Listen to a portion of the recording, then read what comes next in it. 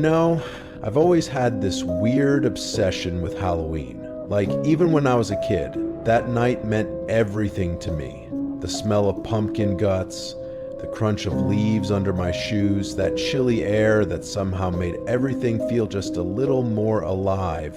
Or dead, I guess. When I was 10, Halloween wasn't just a holiday. It was the day. My friends and I would start planning weeks ahead. What costumes we'd wear, which houses gave out the full-size candy bars, and how to make our place look like the scariest one on the block. My dad was just as into it as I was. He went all out every year. He'd come home from work with bags of fake cobwebs, those creepy plastic skeletons you hang from trees, and this fog machine that always made our yard look like something out of a horror movie. It was like our little family tradition, make the neighborhood kids scream before they even made it to the porch. That year, my two best friends, James and Curlis, came over to help. James was 14, the cool older kid who could reach the high branches, and Curlis was 12, just a year older than me. We spent the whole afternoon laughing, arguing about where to put the spider webs, and seeing who could make the scariest setup. My dad was working on this creepy scarecrow by the porch, at the kind with a burlap sack for a head and a flannel shirt stuffed with straw. I was stretching cobwebs over the bushes with Curlis, while James climbed up a small ladder to hang a ghost from this big oak tree near the sidewalk. Everything felt perfect. The sun was setting, the air was cool, and the whole street smelled like smoke and candy. That's when I noticed him. A man, someone I'd never seen before, walking slowly down the sidewalk. At first, I thought maybe he lived nearby or was out for a walk, but then he just stopped, right in front of our house. He didn't say anything, didn't smile, didn't wave, just stood there, watching us. He looked like any regular guy, maybe in his late 30s, wearing jeans and a plain jacket. Nothing special about him at all. Except for that smile. It wasn't friendly. It was the kind of smile that made you feel like you were being studied. After a few seconds, he finally spoke. "Wow," he said. "You guys are doing a great job. Getting ready for the big night?" I was a friendly kid, so I smiled back. "Yeah, we're trying to be the spookiest house on the block," he chuckled softly, but it didn't sound right. "I bet you'll get a lot of candy," he said, glancing at all our decorations. Then his tone shifted a bit. "You planning on trick-or-treating around here? What's your route?" That question, it threw me off. It didn't sound like small talk. It sounded like he really wanted to know. Before I could even answer, my dad came over from the porch. He put his hand on my shoulder, firm, protective, and stepped between me and the man. I could feel his grip tighten just slightly. "Can I help you?" my dad asked. Calm, but with that tone dads get when something's not right. The man's smile faded for a second. "Just admiring the decorations," he said. Then he looked at me again. "Your boy's a hard worker. Make sure you get lots of full-size candy bars, kid." My dad didn't laugh. He just said, "Time to go inside, son." I didn't argue. I started walking toward the door, but as I turned back for one last look, the man's face had changed. That fake smile was gone. His eyes were cold, angry even. He stared at my dad for a moment, then just turned and walked away. Quiet, slow, and deliberate, until he disappeared down the street. A couple nights later, I woke up to a loud crash coming from the yard. It sounded like something heavy had hit the ground. My room was on the second floor, facing the street, and for a second, I just lay there frozen, trying to tell myself it was nothing. But I couldn't ignore it. I got out of bed, crept to the window, and pulled the blinds just enough to look outside. The streetlights were dim, stretching long shadows across the lawn, and there he was, the same man. Standing still, half hidden behind the big oak tree facing our house. The scarecrow my dad built was lying on the grass beside him, its head twisted at a weird angle. That must have been the noise I heard. He wasn't moving, wasn't doing anything, just staring straight at the windows. It felt like he was looking right at me. My heart jumped. I ducked down fast, shaking, then ran out of my room and down the stairs. My dad was half asleep on the couch, watching TV. "Dad," I said, my voice cracking, "that man's in our yard again." He didn't hesitate. He got up, grabbed the flashlight, and opened the front door. I stood behind him as he stepped outside, the cold air rushing in. He looked around slowly, scanning the yard. The scarecrow was down, but the man was gone. After a minute, Dad came back in and locked the door. "There's no one out there," he said, though he didn't sound sure. "The wind probably knocked it over." I didn't argue, but I knew the truth. The next day was Halloween. I was still a little shaken, but excitement took over. After school, James and Curls came over, and we got into our costumes one by one. James was a ninja, James a werewolf, Curls a vampire. Once it got dark, we grabbed our candy bags and headed out. We started close to home, but after a while we decided to go farther, chasing rumors about better candy. Block after block, the streets got quieter, darker. Still, we kept walking, laughing, our bags heavy with candy, never noticing the dark figure that seemed to stay just a little too far behind us. We were walking up to this dark house with one lonely pumpkin glowing on the porch when a voice came from across the street. "Hey kids, over here I've got the good stuff." The sound froze us in place. We all turned toward it, and my stomach dropped the second I saw him. It was the same man. He was standing in the driveway of a house with no lights on, holding a big bowl like he'd been waiting for us all night. His smile was wide and fake, stretching too far across his face. "Come on, don't be shy," he said, his voice soft but somehow wrong. Curlis and I took a few steps toward him, because honestly, who says no to more candy? But James grabbed our arms hard. "No," he said, his voice shaking. "Don't. We need to go." He was older, and something in the way he said it made my chest tighten. He knew, he felt it too, that something about this wasn't right. The man's smile slipped away, replaced by a blank, cold stare. He dropped the bowl, and it hit the driveway with a hollow sound. It was empty. He took a step forward, then another, moving faster now. "Run!" James yelled, and we did. We ran like our lives depended on it. My legs were burning, my bag of candy bouncing against my side, and I could hear the man's footsteps pounding on the pavement behind us. Heavy, fast, getting closer. My heart felt like it would explode. Curlis, quick as always, darted between two houses and vanished into the dark. James was ahead of me, yelling for me to hurry. I glanced back, just once, and saw the man's face, his eyes locked on me, wild with anger. He wasn't chasing James. He wasn't looking for Curlis. He wanted me. I could hear him breathing, ragged and close, his footsteps echoing mine. My costume was hot, heavy, sticking to my skin. I could feel his hand brush my back. Then, he grabbed me. His fingers twisted into my costume, yanking hard. I screamed, kicking and fighting, thinking that was it, that I'd never make it home again. "Get away from my son!" was my dad's voice, angry, terrified, and louder than I'd ever heard it. He came running out from a side street, his face pale with fear. The man froze for a split second, then let go of me so fast I fell to the ground. For a moment, everything was silent except for my heartbeat pounding in my ears. The man looked at my dad, then back at me, and without a single word he turned and ran, disappearing into the darkness between the houses. My dad rushed over, dropped to his knees, and pulled me into the tightest hug. I could feel him shaking.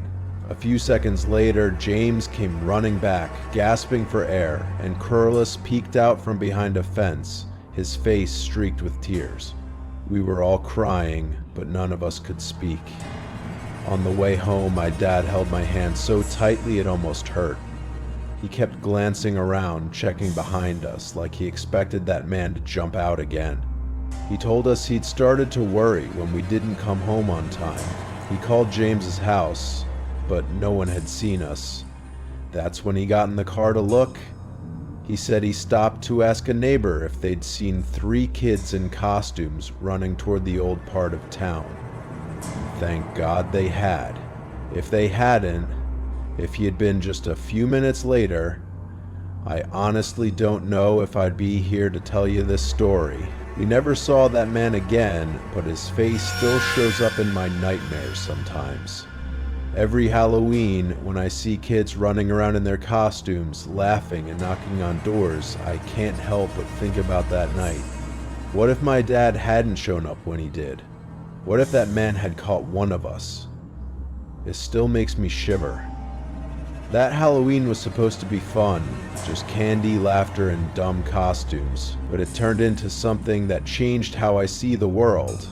Now, every time I hear footsteps behind me or see someone standing too long in the dark, I feel that same fear all over again. I guess the scariest part isn't the masks or the haunted houses. It's knowing that real monsters don't always hide under the bed. Sometimes, they're standing right there on the street, smiling, waiting for you to walk closer.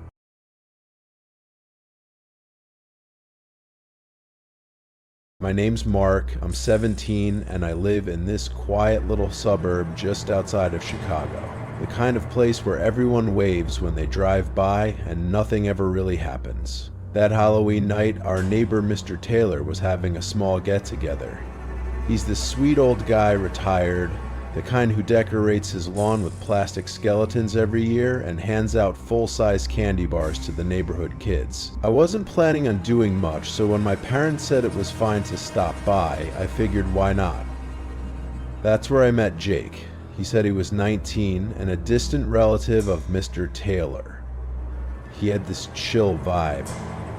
Tall, short brown hair, wearing a simple hoodie and jeans. We got to talking about video games, and before I knew it, we were laughing over a round of Call of Duty on Mr. Taylor's old console. He told me he lived a few towns over and dropped by every now and then to visit.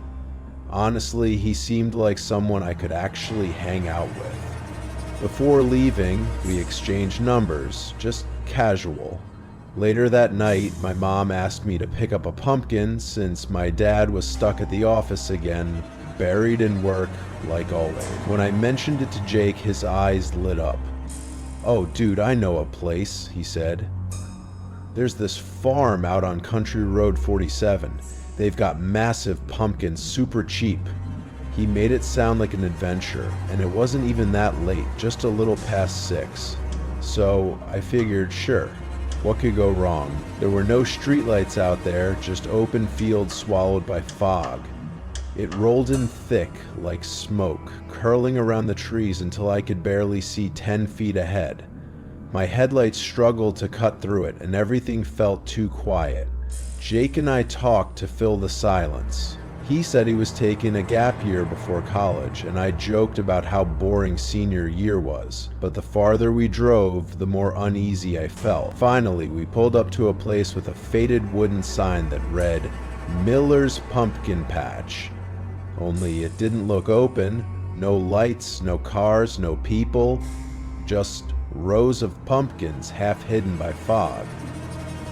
"Where is everyone?" I asked, trying to sound calm. Jake shrugged. "Probably closing up. I'll check around back."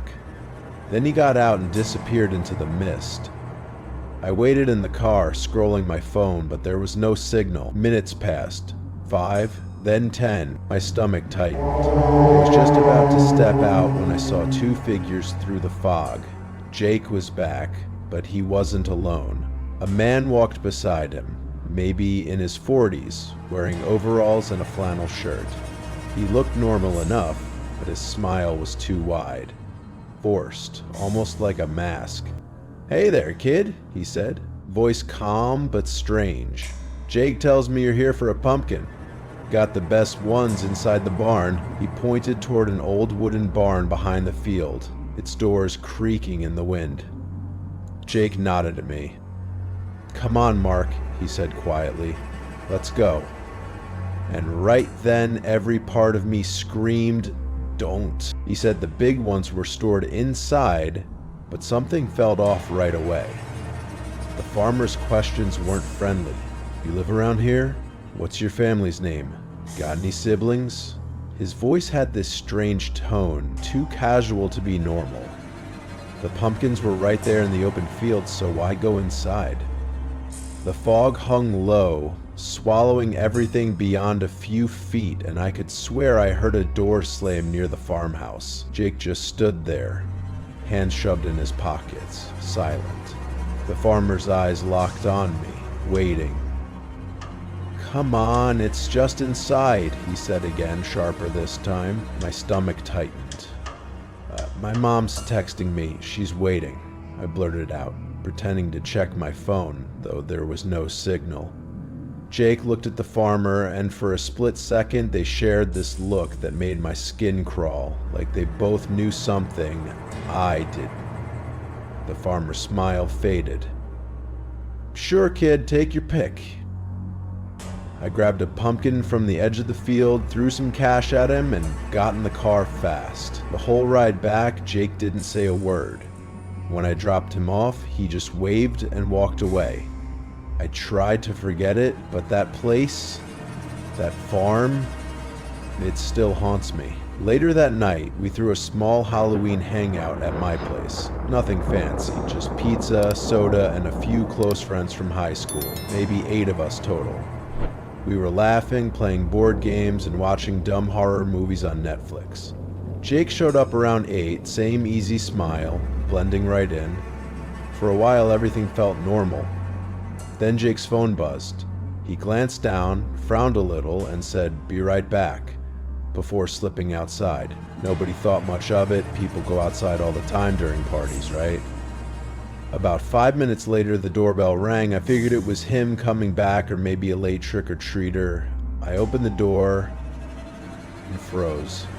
Standing there was a tall man in a black jacket, wearing a hyper-realistic silicone mask that looked like an actual human face. Expressionless, pale, and wrong. Can I help you?" I asked, blocking the doorway. He didn't answer, just stared, his breathing steady. My friends turned toward the door, the laughter fading into silence. Ben stepped up beside me. "Dude, this is a private party. You know someone here?" Still nothing. Then the man reached inside his jacket and pulled out a gun. A real one. Time slowed. "Everyone, wallets, phones, jewelry. Now," he said, tossing a duffel bag onto the floor. Panic exploded. Leah screamed. Ben froze. My hands shook so bad I almost dropped my phone. We all started handing things over one by one, too scared to breathe wrong. But what got me wasn't the man, it was Jake. He stood in the corner, calm, almost detached, tossing his wallet in like he'd done this before. When the robber snatched the bag and ran off into the night, Jake didn't even look surprised. That's when it hit me. Something about this wasn't random. We locked the doors and called 911. The cops showed up fast, lights flashing red and blue, waking up the whole neighborhood. Everyone was shaken, still trying to process what happened. We told them everything, every little detail. One of the officers asked if we had cameras outside, and I remembered the security one my dad installed last year.